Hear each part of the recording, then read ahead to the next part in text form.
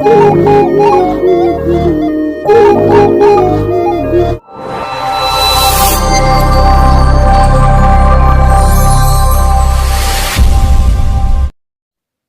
ಕ್ರಿಸ್ತನ ನಾಮದಲ್ಲಿ ಎಲ್ಲ ಸಹೋದರ ಸಹೋದರಿಯರಿಗೂ ನನ್ನ ವಂದನೆಗಳನ್ನು ಅರ್ಪಿಸುತ್ತಾ, ದೇವರು ಕೊಟ್ಟಂತಹ ಮತ್ತೊಂದು ಅವಕಾಶಕ್ಕಾಗಿಯೂ ಈ ಸೇವೆಗಾಗಿಯೂ ದೇವರಿಗೆ ಕೃತಜ್ಞತೆಯನ್ನು ಸಲ್ಲಿಸುತ್ತಾ, ಮತ್ತೊಂದು ಹೊಸ ಸಂಚಿಕೆಗೆ ತಮ್ಮೆಲ್ಲರನ್ನ ಸ್ವಾಗತಿಸುತ್ತಾ, ಚಿಂತನ ಮಂಥನ ಎಂಬ ಕಾರ್ಯಕ್ರಮಕ್ಕೆ ತಮ್ಮೆಲ್ಲರನ್ನ ಸ್ವಾಗತಿಸುತ್ತಾ, ಇವತ್ತಿನ ವಾಕ್ಯದ ಚಿಂತನೆಗಾಗಿ ನಾನು ಆರಿಸಿಕೊಂಡಂತಹ ಭಾಗ ಪ್ರಸಂಗಿ ಪುಸ್ತಕ 7ನೇ ಅಧ್ಯಾಯ 8ನೇ ವಚನ.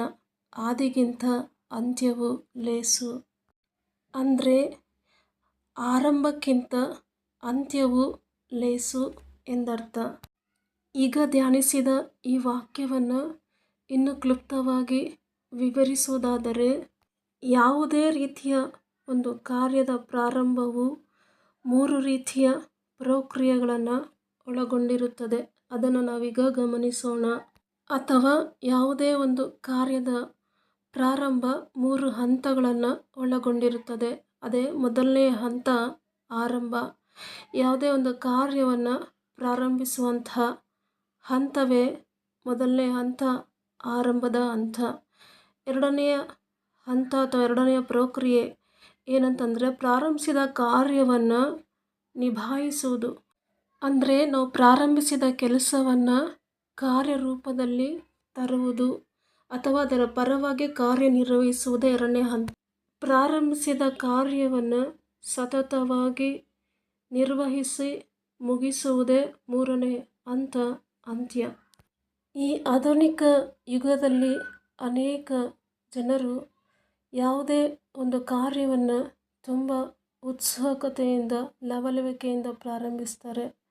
ಆದರೆ ಪ್ರಾರಂಭಿಸಿದ ಆ ಕಾರ್ಯವನ್ನು ಸತತ ಪ್ರಯತ್ನಗಳೊಂದಿಗೆ ಸಾಧಿಸಲು ಅನೇಕರು ಇಷ್ಟಪಡೋದಿಲ್ಲ. ಎರಡನೇ ಹಂತಕ್ಕೆ ಅನೇಕ ಜನರು ಸೋತು ಹೋಗ್ತಾರೆ. ಹೀಗಾಗಿ ಅನೇಕ ಜನರು ತಮ್ಮ ಜೀವನಗಳಲ್ಲಿ ಯಶಸ್ಸನ್ನು ಕಾಣದೆ ವಿಫಲತೆಯನ್ನು ಕಾಣುತ್ತಾರೆ. ಆದರೆ ಇದು ಇವತ್ತಿನ ಸಂದೇಶದ ಕಾನ್ಸೆಪ್ಟ್ ಅಲ್ಲ. ಆ್ಯಕ್ಚುಲಿ ಇದೆಲ್ಲ ನಿಮಗೆ ಅರ್ಥ ಆಗಬೇಕು ಅಂತ ನಾನು ಇಲ್ಲಿವರೆಗೂ ಆರಂಭ, ಕಾರ್ಯ, ಅಂತ್ಯ ಈ ಕಾನ್ಸೆಪ್ಟ್ ಬಗ್ಗೆ ಸ್ವಲ್ಪ ವಿವರಣೆ ನೀಡಿದೆ. ಆದರೆ ಇವತ್ತಿನ ಕಾನ್ಸೆಪ್ಟ್ ಏನಂತಂದರೆ, ದೇವರೊಂದು ಕಾರ್ಯ ಆರಂಭಿಸಿದರೆ ಅದರ ಅಂತ್ಯ ಕಾಣುವವರೆಗೆ ಬಿಡೋದಿಲ್ಲ. ಯಾಕೆಂದರೆ ದೇವರೇ ಆದಿಯೂ ಅಂತ್ಯವೂ ಆಗಿದ್ದಾನೆ. ಅಷ್ಟೇ ಅಲ್ಲದೆ ಆತನು ಕಾರ್ಯ ಸಾಧಿಸುವುದರಲ್ಲಿ ಪ್ರಭಾವಶಾಲಿಯೂ ನೈಪುಣ್ಯನೂ ಆಗಿದ್ದಾನೆ. ಹಾಗಾದರೆ ಇವತ್ತಿನ ಈ ಸಂಚಿಕೆಯಲ್ಲಿ ಪ್ರಭಾವಿತನೂ ಪರಿಣಾಮಕಾರಿಯಾಗಿ ಕಾರ್ಯ ಸಾಧಿಸುವಂಥ ನೈಪುಣ್ಯನೂ ಆದಂಥ ದೇವರು ತನ್ನ ಕಾರ್ಯವನ್ನು ಯಾವ ರೀತಿ ಪ್ರಾರಂಭಿಸಿ ಜನರ ಜೀವನಗಳಲ್ಲಿ ಯಾವ ರೀತಿ ಸಾಧಿಸಿ ಅದನ್ನು ಅಂತ್ಯಗೊಳಿಸುತ್ತಾನೆ ಎಂಬುದನ್ನು ಕೆಲವೊಂದು ಉದಾಹರಣೆಗಳೊಂದಿಗೆ ಇವತ್ತಿನ ಈ ಸಂದೇಶ ಭಾಗದಲ್ಲಿ ನಾವೆಲ್ಲರೂ ತಿಳಿದುಕೊಳ್ಳೋಣವ. ಹಾಗಾದರೆ ತಡ ಮಾಡದೆ ಇವತ್ತಿನ ಸಂದೇಶ ಭಾಗಕ್ಕೆ ಹೋಗೋಣವ. ಇಸ್ರಾಯೇಲರ ಯಾತ್ರೆಯನ್ನು ಪ್ರಾರಂಭಿಸಿದ್ದು ದೇವರು. ಪ್ರಾರಂಭಿಸಿದ ಈ ಯಾತ್ರೆಯನ್ನು ಪರಿಣಾಮಕಾರಿಯಾಗಿ ಕಾರ್ಯ ಸಾಧಿಸುವುದರಲ್ಲಿ ಪರೋಕ್ಷವಾಗಿ ಸಹಾಯಕನಾಗಿ ಇಸ್ರಾಯೇಲ್ ಮಕ್ಕಳಿಗೆ ಬಲವಾಗಿ ಬೆನ್ನೆಲುಬಾಗಿ ನಿಂತು ಮುನ್ನಡೆಸಿ ಅವರು ತಲುಪಬೇಕಾದ ಕಾನಾನನ್ನು ತಲುಪಿಸಿದ್ದು ದೇವರೇ. ಆದರೆ ದೇವರು ಪ್ರಾರಂಭಿಸಿದಂಥ ಈ ಇಸ್ರಾಯೇಲರ ಯಾತ್ರೆ ಅಷ್ಟು ಸುಲಭವಾಗಿ ಇರಲಿಲ್ಲ. ಯಾಕೆಂದರೆ ದೇವರು ಯಾವುದೇ ಒಂದು ಕಾರ್ಯವನ್ನು ಪ್ರಾರಂಭಿಸಿದರೆ ಅದಕ್ಕೆ ವಿರುದ್ಧವಾಗಿ ಎದ್ದೇಳುವಂತಹ ಕೆಂಪು ಸಮುದ್ರದಂತಹ ಸಮಸ್ಯೆಗಳು ಹಾಗೂ ದಡಮೀರಿ ಹರಿಯುವ ಯೊರ್ದನ್ ನದಿಯಂಥ ಸಮಸ್ಯೆಗಳು ಹಾಗೂ ಯೆರಿಕೋ ಕೋಟೆಗಳಂಥ ಸಮಸ್ಯೆಗಳು ಎದುರಾಗುತ್ತವೆ. ಆದರೆ ಈ ಲೋಕದೊಳಗೆ ಇರುವ ಈ ಶಕ್ತಿಗಳಿಗಿಂತ ನಮ್ಮೊಳಗಿರುವ ಶಕ್ತಿ ದೊಡ್ಡದು. ಈ ಲೋಕದಲ್ಲಿ ಇರುವವನಿಗಿಂತ ನಮ್ಮೊಳಗಿರುವವನು ಹೆಚ್ಚಿನವನು.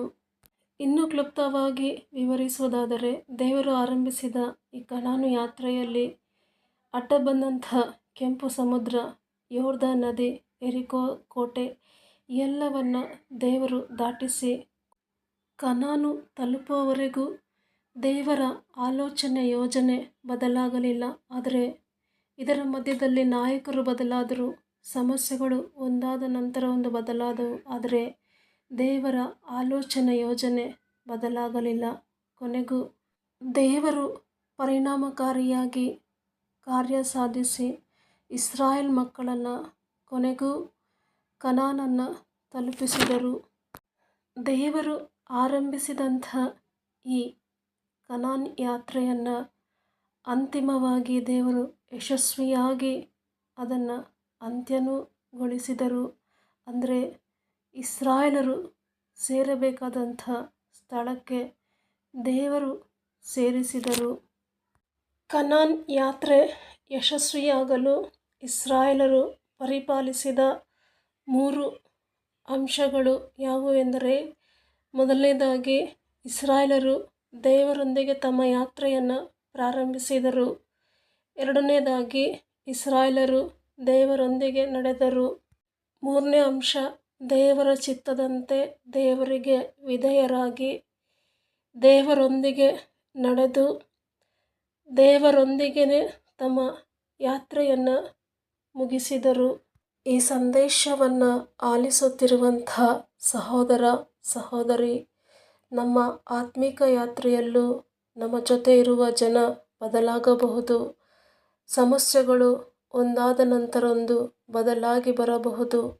ಆದರೆ ನಿಮ್ಮ ಜೀವನದಲ್ಲಿರುವಂಥ ದೇವರ ಯೋಜನೆ ಆಲೋಚನೆಗಳು ಯಾವತ್ತೂ ಬದಲಾಗೋದಿಲ್ಲ. ಹಾಗೂ ದೇವರ ಆಲೋಚನೆಗಳಿಗೆ, ದೇವರ ಯೋಜನೆಗಳಿಗೆ, ವಾಗ್ದಾನಗಳಿಗೆ ವಿರುದ್ಧವಾಗಿ ಕೆಂಪು ಸಮುದ್ರದಂಥ ಸಮಸ್ಯೆಗಳು ಎದುರಾಗಿ ಬರಬಹುದು. ಹಾಗೂ ಯೆರಿಕೋ ಕೋಟೆಗಳಂಥ ಗೋಡೆಗಳು ಅಡ್ಡವಾಗಿ ಮುಂದೆ ಸಾಗದ ಹಾಗೆ ನಿಲ್ಲಿಸಬಹುದು. ಆದರೆ ಈ ಲೋಕದಲ್ಲಿ ಇರುವವನಿಗಿಂತ ನಮ್ಮೊಳಗಿರುವವನು ಹೆಚ್ಚಿನವನು. ಈ ಲೋಕದ ಶಕ್ತಿಗಳಿಗಿಂತ ನಮ್ಮೊಳಗಿರುವಂಥ ಶಕ್ತಿ ದೊಡ್ಡದು. ಹಾಗೂ ಸಮುದ್ರದಂಥ ಸಮಸ್ಯೆಗಳು ಎದುರಾದಾಗ, ದಡಮೀರಿ ಹರಿಯುವ ಯೊರ್ದಾನ್ ನದಿಯಂಥ ಸಮಸ್ಯೆಗಳು ಎದುರಾದಾಗ ಅದನ್ನು ಕಂಡು ಭಯಭೀತರಾಗಿ ಓಡಿ ಹೋಗಲಿಕ್ಕೆ ನಮ್ಮನ್ನು ದೇವರು ಕರೆದಿಲ್ಲ. ಬದಲಾಗಿ ಅದರ ಮಧ್ಯದಲ್ಲೂ ನಾವು ಮುಂದೆ ಸಾಗಲು, ನಮ್ಮ ಗುರಿಯನ್ನು ತಲುಪಲು ದೇವರು ನಮ್ಮನ್ನು ಕರೆದಿದ್ದಾರೆ. ಸಹೋದರ ಸಹೋದರಿ, ನಮ್ಮನ್ನು ನಡೆಸುವಾತನು ನಮ್ಮೊಂದಿಗಿದ್ದಾನೆ. ಕಷ್ಟ ಕ್ಲೇಶಗಳನ್ನು, ಸಂಕಟಗಳನ್ನು ದಾಟಿಸುವವನು ನಮ್ಮ ಜೊತೆ ಇದ್ದಾನೆ. ಆದ್ದರಿಂದ ಅಂಜದೆ, ಅಳುಕದೆ, ಕೆಚ್ಚೆದೆಯಿಂದ ಮುಂದೆ ಮುಂದೆ ಸಾಗೋಣವ.